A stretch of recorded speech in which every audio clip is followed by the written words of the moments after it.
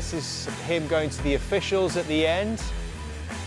Every week it's the same, he says. We'll hear from Mikel Arteta in just a moment, but first we can actually... Yeah, look, I think they're showing the chance that we had now on the TV just before they went up the other end and scored. Look, I think the matter of the fact is we've kicked ourselves in the foot 3 times now this season in 8 games, and you know we've got away with it twice, at home to Brighton, away to City. But not all the time luck can go your way, and you know in the end tonight Bournemouth kept probing, and you know they won 2-0. So look, I'm proud of us as a group of players because to keep fighting and believing that we do, believe that we can win even with 10 men. I thought we played really well even with 10 men. But the naivety of it is that we've got to stop making mistakes. You know, because we won 11 players for 90 minutes and that wins you football matches. So that's the way I'm seeing it today.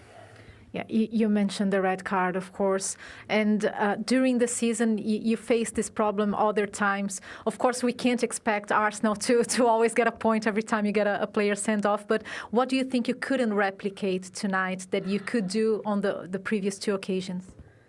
To be honest with you, I think with 10 men we showed a lot of character and personality to stay in the game. Like I said, the big chance was the one we had, Martinelli's chance, which...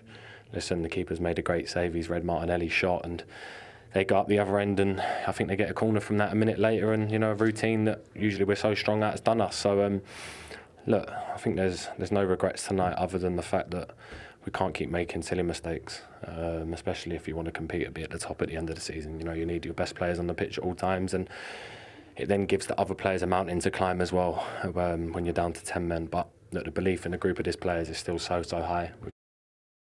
We've just spoken there as a group, such a big month coming up. So look, we'll stick together. This is football, this is what happens. It's a roller coaster game. You know, it's an up and down journey and it's never going to be perfect, but the most important thing is that we stick together and you know we stay in the right direction. Thank you, Declan. Thank you. Thanks. And how much they're a group of players that really do care and want to achieve things.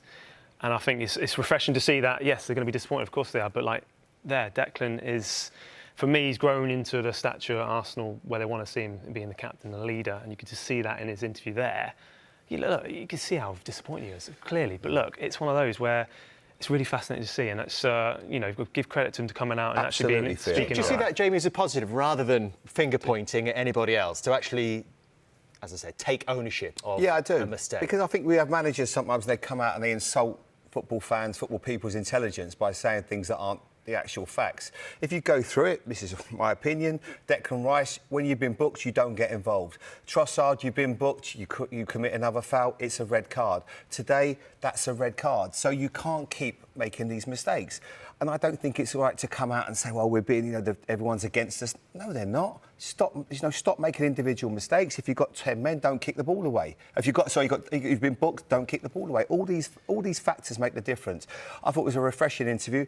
It's a really, of course, it's a bad result. Is it damaging? Is it going to really harm their title-winning credentials? I don't yet believe so. I think this is going to be one of those seasons. We're not going to see 99 points like we did a long time ago with Liverpool, Man City. There's going to be a lot of mistakes this year. Teams are going to drop points. There's teams that have got match winners in it, like Bournemouth, that are going to take a lot of points off teams. This is going to be one of those seasons where they're just going to have to hang in there, dust off their wounds, get Saka back, get Odegaard back as quickly as possible. And I don't think this is one that's going to be really, you know, long-term that you'll go back, oh, that was the moment they lost the league. I still think they're still yet to find their flow, but I still wouldn't write Arsenal off just yet. Might have to respond next week against